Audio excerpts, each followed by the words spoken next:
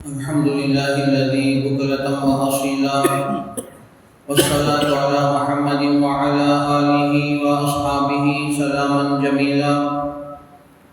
أما بعد فقد قال الله تبارك وتعالى في كلامه المجيد والفرقان الحميد: أعوذ بالله من الشيطان الرجيم. بسم الله الرحمن الرحيم. لإيلاف قريش إيلافهم رحلة الشتاء والصيف فليعبدوا رب هذا البيت الذي أطعمهم من جوع وآمنهم من خوف. قال النبي صلى الله عليه وسلم: إن الله اصطفاني من بني كنانة واصطفاني من قريش واصطفاني من بني عبد المطلب. وقال النبي صلى الله عليه وسلم: لا يؤمن أحدكم حتى أكون أحب إليه من والده وولده والناس أجمعين. ربيع في ربيع في ربيع، نور فوق نور فوق نور. لنا شمس وللآفاق شمس، لنا شمس وللآفاق شمس، فشمسي خير من شمس السماء، فشمس الناس تطلع بعد فجر وشمسي تطلع بعد العشاء. اللہ تبارک و تعالیٰ کا بے انتہا کرم و احسان ہے، اسی کا فضل اور شکر ہے، اسی ذات وحدہ لا شریک نے ہم سب کو ہمارے نبی حضرت محمد رسول اللہ صلی اللہ علیہ وسلم کے امت میں پیدا فرمایا. درود و السلام نازل ہو ہمارے آقا تاجدار مدینہ محمد عربی محمد مصطفیٰ صلی اللہ علیہ وسلم پر، ان کے آل اور ان کے تمام اصحاب پر ہو. بزرگان محترم، نوجوانان اسلام، معزز سامعین، اللہ تبارک و تعالیٰ نے اپنے نبی حضرت محمد رسول اللہ صلی اللہ علیہ وسلم کی سیرت اور آپ کے حیات طیبہ کو سننے کے لیے جمع فرمایا.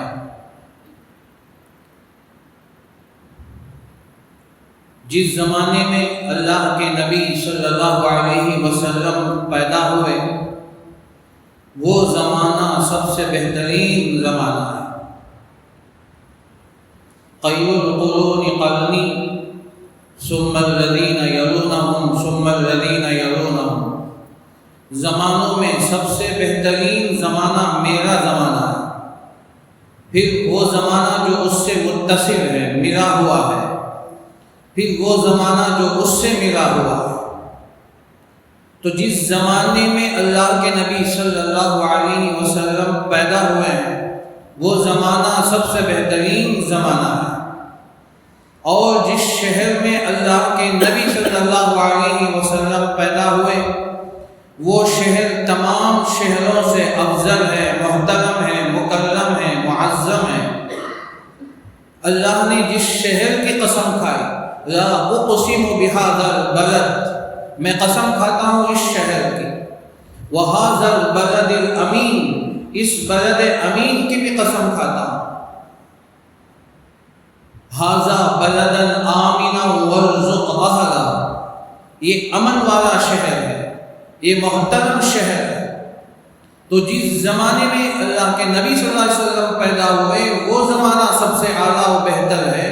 جس شہر میں اللہ کے نبی صلی اللہ علیہ وسلم پیدا ہوئے، وہ شہر سب سے محترم اور معظم ہے. اور جس مہینے میں اللہ کے نبی صلی اللہ علیہ وسلم پیدا ہوئے، وہ زمانہ سب سے وہ مہینہ سب سے بہتر مہینہ ہے. تمام مہینوں میں وہ مہینہ سب سے افضل ہے، اعلیٰ ہے. اسی کو شاعر کہتا ہے: ربیع فی ربیع فی ربیع. ربیع کے معنی بہار، بہار میں بہار، بہار میں بہار ہے. جب اللہ کے نبی صلی اللہ علیہ وسلم اس مہینے میں پیدا ہوئے تو اس مہینے کا نام ہی ربیع ہے. بہار ہے. اب اس سے پہلے اس کے معنی سن چکے ہیں. تو ربیع کے معنی بہار کے ہیں.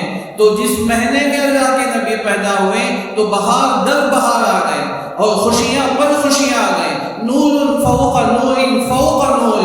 تو نور کے اوپر نور چھا گیا, نور کے اوپر نور چھا گیا. اللہ کے نبی صلی اللہ علیہ وسلم جب پیدا ہوئے پورا گھر نورانیت سے بھر گیا, پورے گھر انوارات سے بھر گئے. وہ گھر کے اندر نورانیت بڑھ گئی, اس شہر کے اندر نورانیت بڑھ گئی. انس بن مالک رضی اللہ عنہ حدیث کے راوی ہیں, بخاری کی روایت ہے. اللہ کے نبی صلی اللہ علیہ وسلم نے ارشاد فرمایا, جب اللہ کے نبی صلی اللہ علیہ وسلم ہجرت کر کے مدینہ منورہ آئے تو اس دن پورا مدینہ انوارات سے بھر گیا, پورا مدینہ نور سے بھر گیا. نور فوق نور فوق نور. تو نور پہ نور, نور پہ نور بڑھ گیا. اور جس دن اللہ کے نبی صلی اللہ علیہ وسلم کا انتقال ہوا تو اس دن پورے مدینے میں سیاہی تاریکی چھا گئی. تو آپ کا آنا مبارک اور آپ کا اس جگہ پہ ہونا مبارک, انوارات اور برکتیں, رحمتیں, خیر اور عافیت اللہ تبارک و تعالیٰ نے اتار دیا. تو اس مہینے میں, جس مہینے میں اللہ کے نبی صلی اللہ علیہ وسلم پیدا ہوئے ہیں, تو وہ مہینہ بہت ہی محترم اور مکرم ہے, بہت ہی بہاروں والا مہینہ ہے, عظمتوں والا مہینہ ہے, برکتوں والا مہینہ ہے, معزز اور محترم مہینہ ہے. جس دن پیدا ہوئے اللہ کے نبی صلی اللہ علیہ وسلم, وہ دن بھی بہت ہی محترم اور معظم ہے. جو پیر کا دن ہے, اللہ کے نبی صلی اللہ علیہ وسلم پیر کے دن پیدا ہوئے.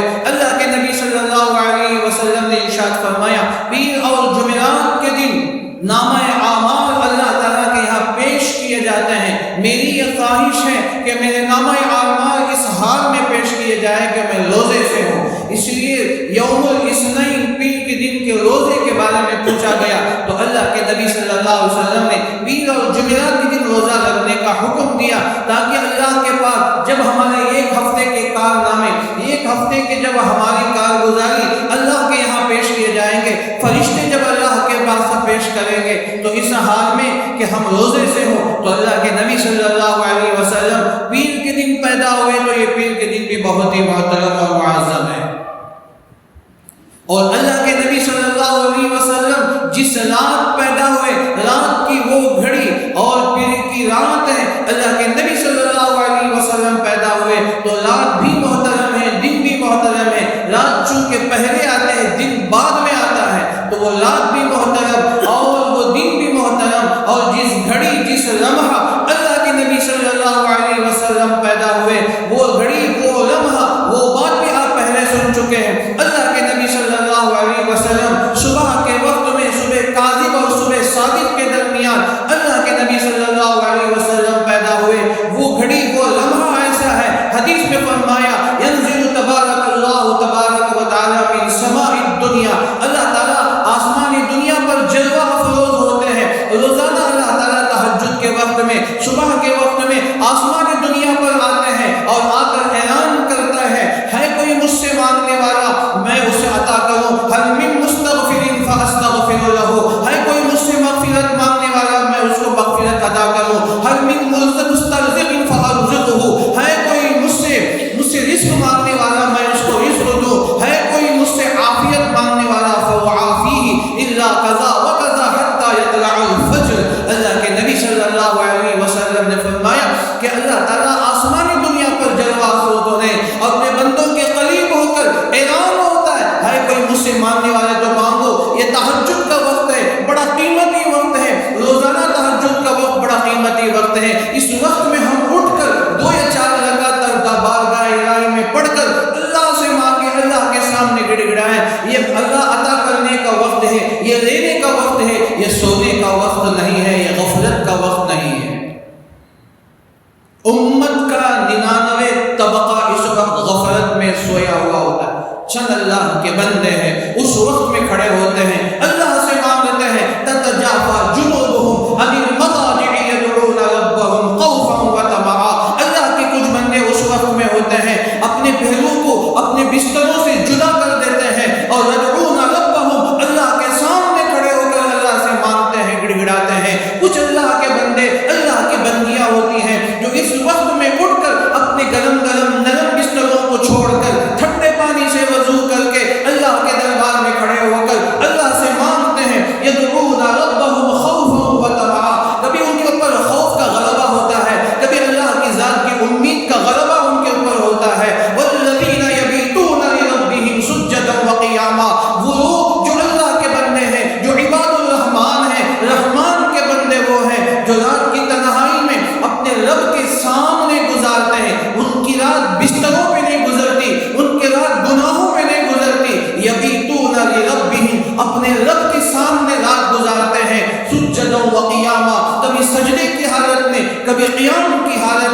اللہ کے بندے ہیں جن کو اللہ نے عباد الرحمن کہہ کے پکارا، یہ میرے بندے ہیں، یہ میرے خاص بندے ہیں جو اللہ تعالیٰ کے دربار میں کھڑے ہو کر اللہ تعالیٰ سے مانگتے ہیں، گڑ گڑاتے ہیں۔ میرے دوستو یہ وقت بڑا قیمتی وقت ہے، آپ نیت کر لیں کہ مجھے تہجد پڑھنا ہے، مجھے اذان سے ایک آدھا گھنٹہ پہلے بھی اگر اڑ جائے، 1 گھنٹہ پہلے بھی اڑ جائے، اب تہجد کی نماز 4 رکعت پڑھ کر اللہ تعالیٰ سے مانگے تو اللہ تعالیٰ ہمیں بہت کچھ عطا فرمائیں گے۔ یہ سیرت النبی کا جلسہ میرے دوستو کہنا سنانا اثر نہیں ہے، عمل اثر ہے۔ تو آج یہ نیت کرے، یہاں نوجوان بھی ہے، بوڑھے بھی ہیں، میری ماں اور بہنیں بھی اگر سن رہی ہیں، ارادہ کرے آج سیرت النبی کے جلسے سے آج میں آپ کو یہ پیغام دے رہا ہوں، یہ قرآن کا میسج آپ کو پہنچا رہا ہوں۔ اللہ تعالیٰ ان بندوں سے اتنا خوش ہوتے ہیں، اللہ تعریف کرتے ہیں، تتجافا جنوبہم، آپ اٹھا کر دیکھیں وہ آیتیں، اتنی پیاری آیتیں، اللہ کی طرح پیار سے ان بندوں سے مخاطب ہوتے ہیں، والذین یبیتون لربہم، وہ لوگ جو رات گزارتے ہیں، بات یبیتو کے معنی رات گزارنا، جو رات گزارتے ہیں اپنے رب کے سامنے۔ اللہ اکبر، اللہ کیا فرماتے ہیں؟ وہ بندے میرے سامنے کھڑے ہو کر رات گزارتے ہیں، قیامہ سجدہ و قیامہ، کبھی قیام کی حالت میں ہے، کبھی سجدے کی حالت میں ہے، کبھی رکوع کی حالت میں ہے، کبھی قعود کی حالت میں ہے، تو اللہ کو کیسے پیار آتا ہوگا۔ اللہ تعالیٰ کے سامنے جب ہاتھ اٹھا کر بھیک مانگتے ہیں، اپنی جھولی کو پھیلاتے ہیں، تو اللہ نے ان کو کیا نوازتا ہوگا، اللہ ان کو کیا کیا عطا کرتا ہوگا۔ کیا ہمیں پسند نہیں کہ اللہ ہم کو بھی عطا کرے، اللہ ہماری تعریف کرے، اللہ میری تعریف کرے؟ اللہ دینا چاہتے ہیں، میں ہوں کہ ہاتھ کھینچ رہا ہوں، میں ہوں کہ اپنے دامن سمیٹ رہا ہوں، میں ہوں کہ لینے کے لیے تیار نہیں۔ اللہ تو دینے کے لیے تیار ہے۔ آسمان کو، عرش الہی کو چھوڑ کر اللہ تعالیٰ آسمان دنیا پر آتے ہیں۔ آسمان دنیا پہلے آسمان پر ایک جگہ کا نام ہے جس کو سمائے دنیا کہا جاتا ہے۔ اللہ اتنے قریب آتے ہیں، اللہ قریب آ کر اپنے بندوں سے، اے میرے بندوں اٹھو، کہاں غفلت میں پڑے ہو، کہاں کاہلی میں پڑے ہو، میں تمہیں دینے کے لیے آیا ہوں، تم لینے کے لیے تیار نہیں۔ نیت کریں گے انشاءاللہ، بولتے نہیں، شاید بات سمجھ میں نہیں آئے۔ تہجد پڑھیں گے، ماشاءاللہ پڑھنے والے تو ہوں گے، میں نہیں کہتا کہ نہیں پڑھتے ہیں، جو پڑھتے ہیں اللہ ان کو استقامت عطا کرے موت تک۔ ثم استقاموا تتنزل علیہم الملائکہ، جو بندے استقامت کے ساتھ پابندی کے ساتھ اس کا اہتمام کرتے ہیں، خدا کی قسم موت کے وقت میں اپنے فرشتوں کو اترتے ہوئے آنکھوں سے دیکھو گے۔ یہ قرآن کا وعدہ ہے، ثم استقاموا تتنزل علیہم الملائکہ، فرشتے اتریں گے، موت سے پہلے پہلے جنت کا اپنا ٹھکانہ دیکھ لیں گے انشاءاللہ۔ تو یہ اللہ کے وعدے ہیں۔ یہ دنیا مختصر میرے دوستو جانا ہے، یہ سب کچھ چھوڑنا ہے۔ بہرحال بات ادھر چلے جائے گی، بات آ گئی تو بات کہہ رہا، تو یہ قیمتی وقت ہے، نیت کریں، ارادہ کریں۔ میرا کہنا اصل نہیں ہے، اصل عمل ہے۔ میرے اندر بھی اللہ عمل کا جذبہ، مجھے بھی اللہ استقامت موت تک عطا فرمائے۔ اللہ ہماری اولادوں کو، نسلوں کو بھی اللہ تعالیٰ اس طرح عبادت کے لیے، دین کی خدمت کے لیے قبول فرمائے۔ ایک اولا جعفر اگر تہجد کے وقت میں اٹھا، ہر گھر سے رونے کی آواز آئے، ہر گھر سے قرآن کی تلاوت کی آواز آئے، ہر گھر کے اندر نمازیں ہو، ہر گھر کے اندر تہجد ہو، تو کیا نورانیت ہوگے، فرشتوں کا نزول کیسے ہوگا، سکینہ نازل ہوگا، اللہ تعالیٰ سکینے کو نازل فرمائیں گے۔ کہ ہم نہیں چاہتے کہ ہمارے گھر میں فرشتے اترے، ہمارے گھر میں انوارات ہو، ہمارے گھر میں برکتیں ہو، ہمارے گھر میں سکینہ نازل ہو، ہمارے گھروں کے اندر سکون ہو۔ اللہ ہمیں دینا چاہتے ہیں، ہم اتنے بد نصیب ہیں کہ لینے کے لیے بھی تیار نہیں۔ تو میرے دوستو یہ نیت کریں، تو یہ قیمتی وقت ہے۔ تو اللہ کے نبی صلی اللہ علیہ وسلم اس وقت جو پیدا ہوئے، یہ جو گھڑی، جو لمحہ ہے، اللہ یہ بتانا چاہتے ہیں میرا نبی اس وقت پیدا ہو رہا ہے، مجھ سے مانگنے والا آ گیا، میرا حبیب آ گیا، میرا خلیل آ گیا، میرا حبیب آ گیا۔ تو رات کی رات بھر اللہ کے نبی رو رو کر گڑ گڑاتے تھے۔ اللہ کے نبی صلی اللہ علیہ وسلم ایک ایک رات، ایک ایک رکعت آپ کی اتنی لمبی لمبی ہوتی تھی کہ پوری رات گزر جاتی تھی۔ آپ کیا اس صحابہ کا حال یہی ہوتا تھا، صحابہ کرام رضوان اللہ علیہم اجمعین کا بھی یہ حال ہوتا تھا۔ ان کو رات کے چھوٹے ہونے کی شکوہ گرا ہوتا تھا۔ حضرت فاطمہ رضی اللہ عنہ ایک مرتبہ عشاء کی نماز پڑھ کر، عشاء کے نماز کے بعد رکعت باندھی، 2 رکعت مکمل ہو گئی تو فجر کی اذان حضرت بلال یا اللہ تیری رات اتنی چھوٹی ہے 2 رکعت میں پوری ہو گئی. تو رات کے چھوٹا ہونے کی گرا شکوہ ہوتا تھا. کیسی نمازیں پڑھتے ہیں ذرا تصور کریں میرے دوستو. آج میری عمر 40-45 سال ہے, کسی کے 50-60 سال ہے. 15 سال میں میری مجھے پر نماز فرض ہو گئی. 15 سال چھوڑیے, اس کے بعد اب تک میرے 25 سال ہے, 30 سال سے نماز پڑھ رہا ہوں. 2 رکعت ایسی ہم پڑھیں جو اللہ کو حاضر و ناظر فرما. اللہ مجھے دیکھ رہا ہے, میں اللہ کو دیکھ رہا ہوں. صلو کما رأیتمونی اصلی, تم نماز ایسے پڑھو جیسے تم مجھے دیکھ رہے ہو. یہ حدیث سنے نا 10, 20, 50 مرتبہ ہم سنے, لیکن کبھی شوق پیدا ہوا 2 رکعت, بھائی 2 رکعت ایسے پڑھنے کی کوشش کریں. شیخ الاسلام حضرت مولانا تقی عثمانی صاحب دامت برکاتہ نے اس کا طریقہ بتایا. اس طرح کوشش کرے تنہائی میں اپنے ٹینشن نکال دے, گناہوں کو چھوڑے, توبہ کرے, وضو بھی سنت کے مطابق. اور یہ بات درمیان میں آ گئی تو یہ بھی سیرت ہے میرے دوست, یہ بھی سیرت سے الگ نہیں. تو یہ بات آپ کے سامنے آ گئی, اللہ زبان سے نکلوا رہا ہے تو مجھے بھی اللہ کرے کہ ایسی نماز کی توفیق ہو, اللہ آپ کو بھی ایسی نماز کی توفیق دے دے. ایسی نمازیں آپ پڑھیں, 2 رکعت پڑھنے کی کوشش کریں. تو اس میں ہم پورے وضو اہتمام کے ساتھ, پورے آداب کے ساتھ, مسواک کے ساتھ, اہتمام کے ساتھ پڑھیں. جتنے سنن اور مستحبات ہیں. پھر اس کے بعد پورے اہتمام کے ساتھ پڑھنے سے پہلے اللہ سے نیت کر لے کہ یا اللہ اب تک میری نماز ایسی, ایک نماز بھی ایسی نہیں جو میں آپ کے دربار میں پیش کر سکوں. میری نماز ایسی نہیں. یا اللہ میں کوشش کرتا ہوں, آپ میری مدد فرما. دعا کر کے کھڑے ہو, پورے سکون کے ساتھ, پورے توجہ کے ساتھ پڑھیں. ایک مرتبہ نہ ہو تو پھر دوسری مرتبہ 2 رکعت پڑھیں, پھر نہ ہو تو پھر پڑھیں. میرے دوستوں کوشش کریں, پھر انشاءاللہ نماز کی وہ کیفیت آپ کو پیدا ہوگی جسے قرآن کہتا ہے وَقُومُوا لِلَّهِ خَاشِعِينَ خَانِعِينَ. نماز اللہ کے سامنے ایسے کھڑے ہو, خشوع خضوع کے ساتھ. ایک جملہ ہم بارہا سنتے ہیں, صرف ہمارے کانوں سے ٹکرا کر بعد آتے خشوع خشوع خضوع خضوع. یہ سب اتنی جملے کبھی نماز کے اندر داخل ہوا کہ نہیں ہوا؟ نماز صرف کتابوں میں ہے, پڑھتے ہیں, کانوں سے بات ٹکرا کے واپس چلی جاتی ہے, یا نمازوں کے اندر وہ خشوع کبھی داخل ہوا کہ نہیں ہوا؟ اپنے آپ سے پوچھو, میں اپنے آپ سے خطاب ہوں, آپ ہر آدمی اپنے اپنے سے خطاب کر کے دیکھیں. ایسی نماز وقوموا للہ خانعین والی نماز نصیب ہوئی ہے تو آپ میرے لیے دعا کریں. آپ میں سے کسی کو ایسی نماز نصیب ہوئی تو آپ میرے لیے دعا کریں. میں مولانا کی بات نہیں کرتا, مولانا تو ماشاءاللہ وہ درجے میں پہنچے ہوئے ہوں گے, لیکن آپ میرے لیے دعا کریں. اگر نہیں ہے تو پھر اللہ سے مانگے, اپنے آپ کو خطاب کرے کہ اتنے سال ہو گئے نماز بھی آج تک ہماری صحیح نہیں. جیسے اللہ چاہتا ہے وہ نماز حاصل نہیں. وقوموا للہ قانتین, تو وہ نماز کی کوشش کرے. شیخ الحدیث نے فضائل اعمال میں لکھا ہے علی رضی اللہ عنہ کے ران میں تیر چپ کے ادھر گھس کے ادھر نکل گیا. نکلنا مشکل تھا, بہت تکلیف ہوتی تھی. حضرت کے شاگردوں نے کوشش کی, لیکن کسی نے کہا کہ چھوڑ دو, جب وہ نماز میں کھڑے ہو جائے تب نکال لیں گے. حضرت علی کرم اللہ وہ جو نماز میں کھڑے ہو گئے, جا کر تیر نکال لیا. نماز کے بعد دیکھا, پھر تم آ گئے, کہا کہ حضرت تیر نکال چکے, پتہ ہی نہیں چلا. یہ کوئی قصہ ہے, ایک کہانی ہے جو کتابوں میں ہے. نعوذ باللہ قصے کہانی تو نہیں, یہ حقیقت ہے. حضرت علی کرم اللہ وجہہ کا واقعہ ہے, پورے سند کے ساتھ ہمارے پاس واقعہ موجود ہے. کوئی قصے کہانی نہیں کہ میں بولتے چلے جاؤ آپ سنتے چلے جائیں. کیسی نماز ہوتی ہے, ذرا سوچیں کیسی نماز پڑھتے ہیں. آج ایک مچھر پہ ہم بے قرار ہو جاتے ہیں, تھوڑی سی گرمی پہ ہم بے قرار ہو جاتے ہیں, ہماری نمازوں میں خلل پیدا ہو جاتا ہے. وہ کیسے نماز پڑھتے ہیں؟ اللہ وَأُولَٰئِكَ هُمُ الْمُفْلِحُونَ وَأُولَٰئِكَ هُمُ الْمُتَّقُونَ. اس لیے اللہ نے ان کو کہا وہی کامیاب ہیں, وہی متقی ہیں, وہی محسنین ہیں, وہی مصلحین ہیں.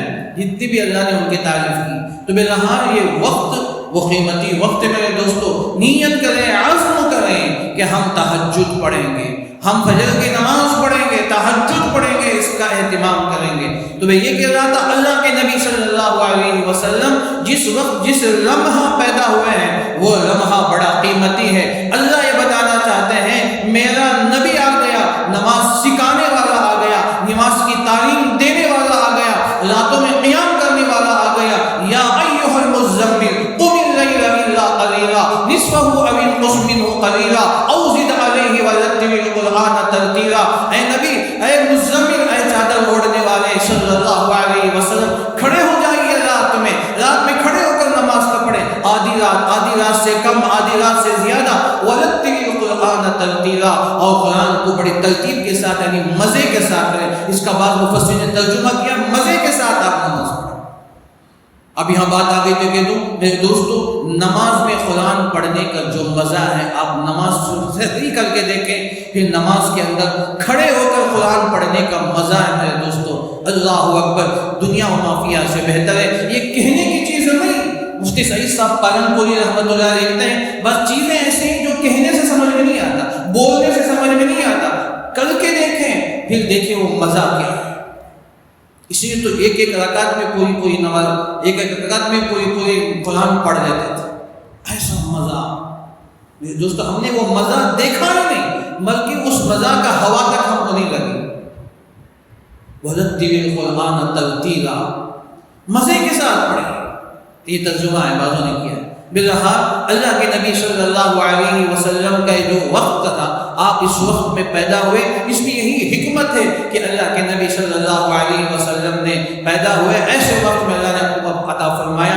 پھر اللہ کے نبی صلی اللہ علیہ وسلم جس مکان میں پیدا ہوئے، جس جگہ پیدا ہوئے، وہ جگہ اللہ اکبر، وہ مکان آمینہ کا مکان، عبداللہ کا مکان، اللہ کے نبی صلی اللہ علیہ وسلم جس مکان میں پیدا ہوئے وہ مکان سب سے قیمتی ہے، سب سے محترم اور معظم جگہ ہے. اور پھر اللہ کے نبی صلی اللہ علیہ وسلم جس جگہ آرام کر رہے ہیں، مدینہ پاک میں روضہ اطہر میں آپ جس جگہ آرام کر رہے ہیں، بدن کا جو حصہ جس مٹی پہ جس زمین پہ لگا ہوا ہے وہ زمین، وہ جگہ آپ حضرت سے پوچھ کر دیکھیں دنیا و ما فیہا سے بہتر ہے. بلکہ یہاں تک علماء نے لکھا ہے عرش معلیٰ سے بھی، خانہ کعبہ سے بھی وہ جگہ بہتر ہے. جس زمین پر اللہ کے نبی کا بدن مبارک چمٹا ہوا ہے، بدن مبارک لگا ہوا ہے، وہ جگہ بڑا قیمتی ہے. اب علماء کا اس میں اب اختلاف کہتے ہیں، بات پریشانی ہوتی ہے کہ آپ اختلاف سے کیا سمجھیں گے. اس میں علماء کی دو تین رائے ہیں. اللہ کے نبی صلی اللہ علیہ وسلم کا جو روضہ اطہر ہے، روضہ اطہر جہاں اللہ کے نبی آرام کر رہے ہیں، بدن مبارک کا جو حصہ مٹی سے لگا ہوا ہے وہ جگہ افضل ہے یا خانہ کعبہ افضل ہے یا عرش معلیٰ افضل ہے. قاضی کتاب الشفا کے اندر بڑی اس پر بحثیں ہوئی ہیں اور سیرت کی کتابوں کے اندر بھی اس پہ بحث ہوئی. اللہ کے نبی صلی اللہ علیہ وسلم جس جگہ آپ آرام کر رہے ہیں وہ جگہ کتنا قیمتی جگہ ہے. تو جس جگہ آپ پیدا ہوئے وہ جگہ بھی قیمتی ہے، وہ جگہ محترم اور معظم ہے. تو اس لیے اللہ کے نبی صلی اللہ علیہ وسلم کا ہر چیز کا آپ کا انتخاب کیا گیا. اللہ کے نبی صلی اللہ علیہ وسلم کے خاندان کا انتخاب کیا گیا، آپ کے قبیلے کا انتخاب کیا گیا، آپ کے شہر کا انتخاب کیا گیا. مکہ وَلِتُنذِرَ أُمَّ الْقُرَىٰ بِبَكَّةَ، اللہ نے فرمایا الَّذِي بِبَكَّةَ مُبَارَكًا وَهُدًى لِلْعَالَمِينَ. جو مکہ ہے، مکے کے اندر جو ہے ام القریٰ ہے، جو ام القریٰ کہا گیا، اللہ کے نبی وہاں پیدا ہوئے. اللہ نے وہاں کا بھی انتخاب فرمایا. حدیث میں اللہ کے نبی صلی اللہ علیہ وسلم نے ارشاد فرمایا، مشکات کی حدیث ہے، میں نے خطبے کی شروع میں یہ حدیث پڑھی، ان اللہ اصطفانی من بنی کنانہ واصطفانی من بنی قریش واصطفانی من بنی عبد المطلب. اور بھی روایت اس میں مختلف ہے. اللہ کے نبی صلی اللہ علیہ وسلم نے ارشاد فرمایا، اللہ نے مجھے انتخاب کیا ہے بنو کنانہ میں سے، اللہ نے مجھے انتخاب کیا، اللہ نے مجھے چنا ہے، اللہ نے میرا انتخاب کیا ہے. واصطفانی من بنی قریش، اور قریش میں بنو ہاشم سے اللہ نے میرا انتخاب فرمایا. واصطفانی من بنی عبد المطلب، عبد المطلب کے خاندان میں اللہ نے مجھے انتخاب کیا ہے. آپ صلی اللہ علیہ وسلم محمد مصطفیٰ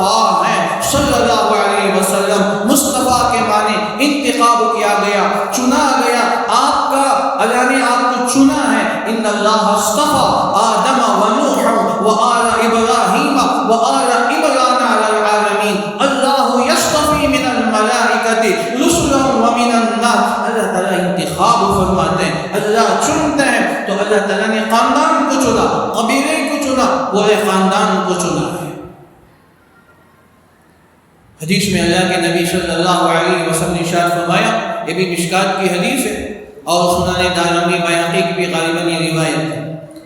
اللہ کے نبی صلی اللہ علیہ وسلم نے ارشاد فرمایا، اللہ تبارک و تعالیٰ نے آدم کی اولاد میں حضرت ابراہیم کا انتخاب فرمایا، چنا ہے، اور حضرت ابراہیم علیہ السلام کے خاندان میں اللہ نے حضرت اسماعیل کو چنا ہے، حضرت اسماعیل کے خاندان میں اولاد نزار کو چنا ہے، اولاد نزار میں کعب کو چنا ہے، ان کے خاندان میں قصی کو چنا ہے، پھر اس کے بعد بنو کنانہ کو چنا ہے، بنو کنانہ سے اللہ تعالیٰ نے قریش کو چنا ہے، قریش سے ہاشم کو چنا ہے، اور ہاشم سے عبد المطلب کو چنا ہے، عبد المطلب سے اللہ نے مجھے چنا ہے۔ انا النبی لا کذب انا ابن عبد المطلب، میں مطلب کا بیٹا ہوں۔ اللہ کے نبی صلی اللہ علیہ وسلم نے فرمایا تو یہ حضرت آدم علیہ السلام سے ابراہیم، ابراہیم سے اسماعیل، اسماعیل سے کنانہ، پھر اس کے بعد کعب، اس کے بعد لوئی، اس کے بعد بنو کنانہ، اس کے بعد قریش، اس کے بعد ہاشم، اس کے بعد عبد المطلب، اور اس کے بعد اللہ کے نبی صلی اللہ علیہ وسلم کا عبد المطلب کو، اس کے بعد آپ کو چنا ہے۔ یہ سب انتخابات ہیں جو اللہ نے آپ کے خاندان کو چنا۔ ایک اور روایت اگرچہ کہ سند کے اعتبار سے تھوڑا کمزور ہے، ضعیف ہے، اللہ کے نبی صلی اللہ علیہ وسلم نے ارشاد فرمایا، سیرت حلبیہ کے اندر یہ روایت نقل کی گئی، اللہ کے نبی صلی اللہ علیہ وسلم نے ارشاد فرمایا جب اللہ تعالیٰ نے ان خاندان کا انتخاب فرمایا تو حضرت جبرائیل کو بھیجا کہ جاؤ دیکھ کر آؤ۔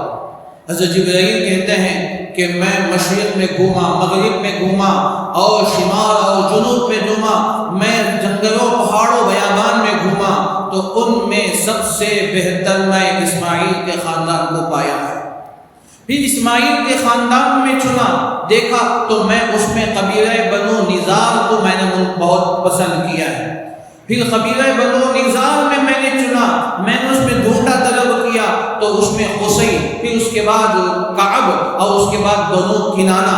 بنو کنانہ کو میں نے بہتر پایا، بنو کنانہ میں نے ڈھونڈا تو پھر میں نے قریش کو بہتر پایا، قریش کو میں نے خاندان میں ڈھونڈا تو میں نے ہاشم کو بہتر پایا، میں نے ہاشم کی اولاد میں ڈھونڈا تو مجھے عبد المطلب بہتر پایا، میں نے عبد المطلب کے خاندان میں ڈھونڈا تو عبداللہ سے اللہ کے نبی صلی اللہ علیہ وسلم۔ یہ روایت اللہ کے نبی صلی اللہ علیہ وسلم کا یوں انتخاب کیا گیا۔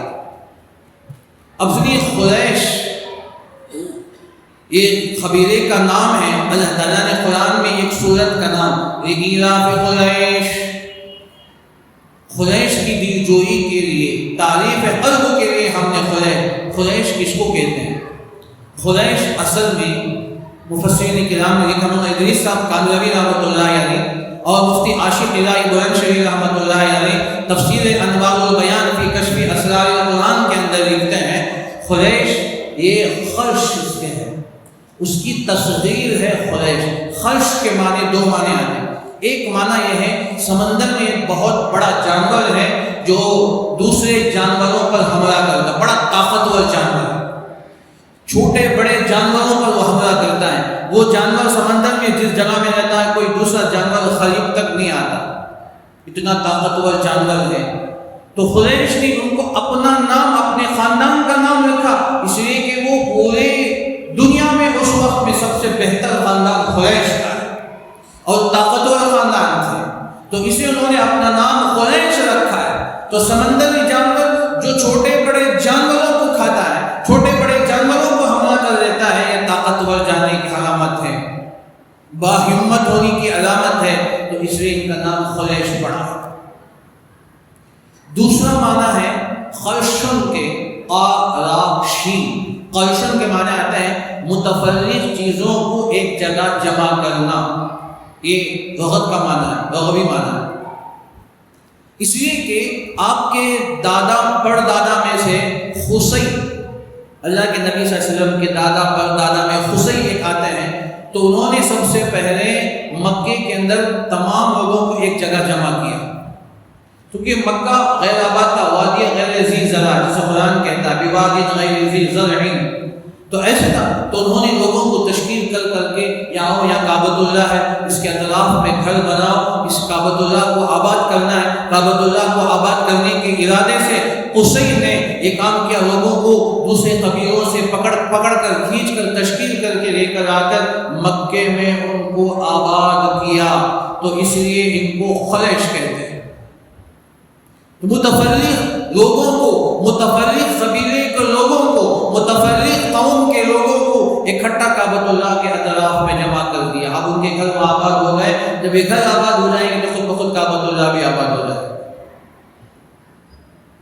یہ دو معنی ہیں خلیش کے۔ اب تیسرا ہے، اس کے بعد ہے ہاشم۔ ہاشم کے کیا معنی؟ اہل لغت یہ بھی لکھا ہے کہ ہاشم اصل معنی ہے شوربے میں روٹی کے ٹکڑے کو بھگو کر کھانا، جسے سلید کہتے ہیں، حدیث کے اندر آیا۔ اس وقت میں سب سے بہترین غذا جو بڑے مہمانوں کو جو کھلایا جاتا ہے، خاص مہمانوں کو، سلید ہے۔ گوشت پکا کر، گوشت کو گلا کر اس کے شوربے میں روٹی کے ٹکڑے ڈال کر بھیگنے رکھ دیتے ہیں۔ اس کے بعد اسے گوشت اور روٹی کے ٹکڑوں کو ملا کر کھایا جاتا ہے۔ بڑا بہت مزیدار لذیذ ہوتا، پکا کر کھا کر دیکھا۔ تو یہ عربوں میں یہ سب سے قیمتی اور بہت ہی عزیز غذا تھی جو خاص مہمان کے آنے پر بناتے تھے۔ اب ہاشم کے معنی وہی ہیں کہ گوشت کے شوربے میں روٹی کے ٹکڑوں کو بھگونا، اس کو ہاشم کہتے ہیں۔ ان کا نام کیوں پڑا؟ یہ بڑے مہمان نواز تھے، اللہ نے دولت دی تھی تو اس لیے بڑے مہمان نواز تھے۔ لوگوں کو جمع کر کے یہ سلید کھلایا کرتے تھے، سلید کھلاتے تھے لوگوں کو۔ اتنا لوگوں کو، چونکہ غربت کا زمانہ، افلاس اور تنگدستی کا زمانہ تھا، تو ہاشم جو آپ کے دادا پر دادا ہیں، تو لوگوں کو لا کر تاکہ سلید کھلاتے تھے۔ لوگ بڑے خوش ہوتے تھے، اتنا کھلائے کہ لوگوں نے آپ کا نام ہاشم رکھ دیا۔ اصل میں آپ کا نام عمرو تھا، عین میم را واو، عمرو تھا آپ کا نام، ہاشم سے مشہور ہو گئے۔ لوگوں کو سلید کھلاتے تھے، مزیدار کھلاتے تھے، گویا ان کا لنگر چلتا تھا، کھانا کھلاتے تھے، تو اسی کا نام ہاشم پڑا۔ اس کے بعد ان کے بیٹے عبد المطلب، مطلب ان کا نام کیوں پڑا؟ ان کا اصل نام شیبہ تھا، شین یا باہا، شیبہ کہتے ہیں بڑھاپے کو۔ تو جب عبد المطلب پیدا ہوئے، ان کے یہاں بال چند بال سفید تھے، پیدائشی، بڑے خوبصورت تھے، اتنے خوبصورت تھے، ایسے معلوم ہوتا تھا کہ آپ کا چہرہ چمکتا تھا، آپ کے چہرے میں اللہ نے ایسا لوب ڈالا تھا، اور ساتھ میں یہاں کے بال صرف پیشانی کے اوپر کی وہاں تک کے بال سفید تھے۔ تو لوگوں نے کہا کہ یہ تو بوڑھا ہو گیا، بوڑھا ہو کے پیدا ہوا ہے، یہ بچہ بوڑھا ہو کے پیدا ہوا۔ لیکن علماء نے لکھا ہے کہ اللہ نے آپ کی خوبصورتی پر چاند لگا دیا، خوبصورت تھے، چہرہ لال ہوتا تھا اور سرخی مائل ہوتی تھی، اتنے خوبصورت۔ اللہ کے نبی صلی اللہ علیہ وسلم بھی ایسے تھے۔ تو چہرے جو بال تھا تو اس سے ان کا نام شیبہ پڑ گیا۔ بعد میں عبد المطلب پڑا ہے۔ عبد المطلب یہ اصل میں ان کے ایک اور بھائی کا نام تھا، چچا کا نام تھا، ان کے بیٹے کی طرف منسوب ہو گئے، تو اس لیے ان کا نام عبد المطلب پڑ گیا بعد میں، لیکن اصل میں ان کا نام شیبہ تھا۔ تو شیبہ ان کے سر کے بال سفید تھے، صرف وہ حصے تک سفید تھے، تو اللہ تعالیٰ نے ایسی خوبصورتی عطا فرمائی اور لوگ ایسا، اللہ اکبر۔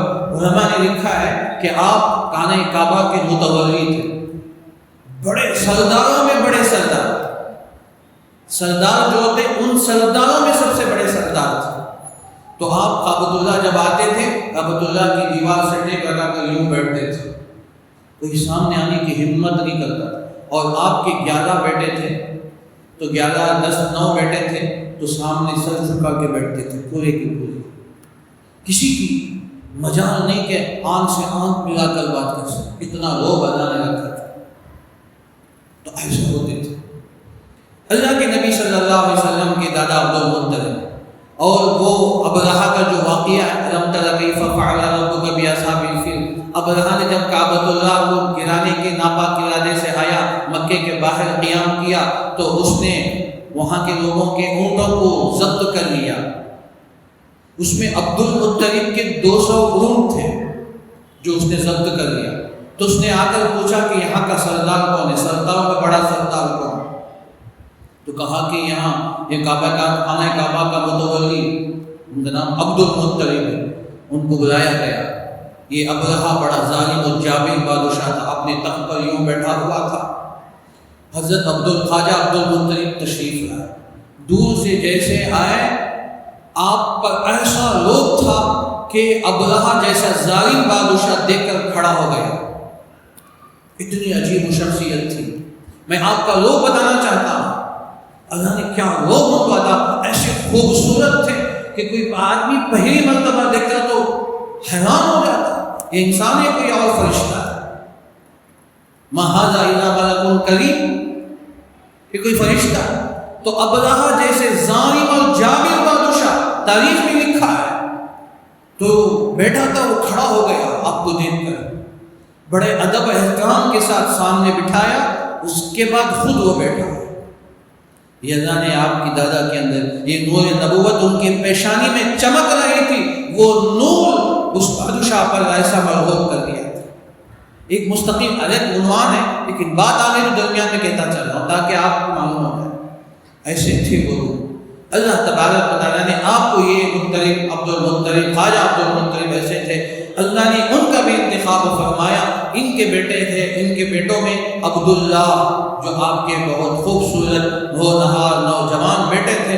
اللہ تعالیٰ نے ان کے ذریعے سے اللہ کے نبی صلی اللہ علیہ وسلم کو پیدا فرمایا. حضرت عبداللہ کا تو پہلے انتقال ہو گیا. اللہ کے نبی صلی اللہ علیہ وسلم، ایک بات کہہ کر بات ختم کر دوں. اللہ کے نبی صلی اللہ علیہ وسلم کو اللہ حضرت خواجہ عبد المطلب اپنے گود میں بٹھاتے تھے. چھوٹے سے بچے تھے آپ، 5-6 سال کے تھے. ابھی کہا نا کہ خانہ کعبہ میں آتے تھے لوگ، آپ سے کوئی بات پوچھنے کے لیے آتے یا قوم کا کوئی مسئلہ ہوتا تو آپ یعنی اختلاط کعبۃ اللہ کے ایک لگا کر یوں بیٹھتے تھے. سامنے آپ کے 9 بیٹے بیٹھتے تھے. اللہ کے نبی صلی اللہ علیہ وسلم چھوٹے سے بچے آتے تھے. اللہ کے نبی جب آتے، اپنا پوتا آتا تو آپ کھڑے ہو جاتے، اٹھا کر اپنے گود میں بٹھاتے تھے. لوگ حیران ہو جاتے. کیوں؟ یہ بات تو ہمارے لیے تو آج حیران. آج تو نانا دادا تو بچوں کو لے کر باہر گھومتے ہیں، کیونکہ بیچارے نانا ریٹائر ہو جاتے ہیں تو نواسوں کو پال رہے، نواسیوں کو پال رہے، دادا پوتا پوتے کو پال رہے. تو آج تو یہ عیب کی بات نہیں، اس زمانے میں عیب کی بات تھی. اس زمانے میں یہ ماحول تھا کہ اپنے بچوں کو اٹھانا پیار کرنا ایک عیب کی بات تھی. اتنا لوگ اتنا غیور تھے، وہ اپنے بچوں کو اٹھاتے نہیں تھے. وہ عورتوں کا کام ہوتا تھا، پالنا پوسنا بڑا کرنا عورتوں کا کام ہوتا تھا. کوئی مرد کوئی باپ بچوں کو اٹھا کر پیار کرتا ہو اور بچوں کو اٹھا کر پالتا ہو، پیار کرتا ہو، اپنے گود میں اٹھاتا ہو، یہ تو ماحول نہیں تھا. مرد ایسے غیور تھے، بچوں سے محبت تھی. محبت نہیں یہ مطلب نہیں ہے، اس زمانے کا یہ ماحول تھا، اس زمانے کی عادت تھی بچوں کو پالنا پیار کرنا. جسے شمائل ترمذی میں آتا ہے اللہ کے نبی صلی اللہ علیہ وسلم کے پاس ایک بدو آیا، ایک عربی آیا. اللہ کے نبی حضرت حسن حسین کو یوں اٹھا کر یوں بوسہ دے رہے تھے، یوں بوسہ دے رہے تھے. ایک بدو آیا اور کہنا کہ محمد مجھے 14 بیٹے، میں نے کبھی ایک بچے کو پیار نہیں کیا، بوسہ نہیں دیا، تم یوں پیار کر رہے. تو کیا یہ سوال آپ غور کریں اس پر. وہ بدو کہہ رہا ہے کہ اے محمد آپ بچوں کو پیار کرتے ہیں.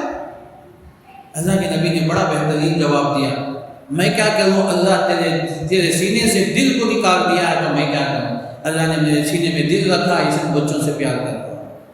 اللہ کے نبی نے سکھایا بچوں کو پیار کرنا، یہ بھی سنت ہے.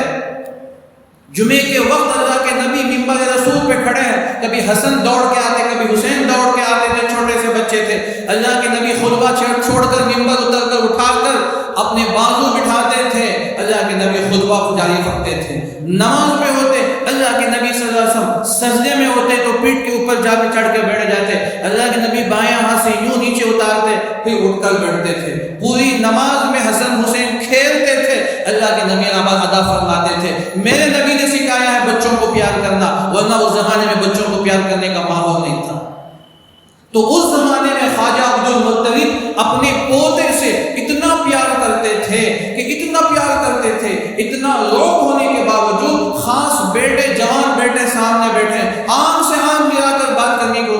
عادت نہیں ہوتی تھی، لیکن اللہ کے نبی جب آتے، چھوٹے سے بچے 5-6 سال کے ہیں، اللہ کے نبی کھڑے، اللہ کے نبی کے لیے کھڑے ہوتے تھے، اٹھا کر اپنے گود میں بٹھاتے، جو کچھ بھی دیکھتے ادھر سے تو حیران ہو کر آنکھیں پھاڑ پھاڑ کے دیکھتے، کیا ہو گیا خواجہ عبد المطلب کو، آج بچے کو محمد کو اپنے پوتے کو گود میں بٹھایا۔ یہ میرے نبی صلی اللہ علیہ وسلم، اللہ نے ایسی محبتیں ان کے دلوں میں ڈال دی۔ بہرحال بات بہت وقت ہو گیا، تو اللہ کے نبی صلی اللہ علیہ وسلم کے یہ خاندان کا، جگہ کا، آپ کے خاندان کا، مردوں کا، عورتوں کا، ازواج کا، بیٹیوں کا، دامادوں کا آپ کا انتخاب کیا گیا، ہر چیز کا انتخاب کیا گیا۔ ان اللہ اصطفیٰ من بنی کنانہ، اللہ تعالیٰ نے آپ کا انتخاب فرمایا۔ اللہ تعالیٰ سے دعا کیجیے کہ اللہ تعالیٰ نے ہم تمام کو سنی باتوں پر زیادہ عمل کرنے کی توفیق عطا فرمائے، اللہ کے نبی صلی اللہ علیہ وسلم کی ایک ایک سنتوں کو اپنانے کی توفیق عطا فرمائے۔ اللہ ہم سب کو موت تک تہجد کے پابندی کے ساتھ پڑھنے کے ہم سب کو توفیق عطا فرمائے، نمازوں کا اہتمام کرنے کی توفیق عطا فرمائے، ایمان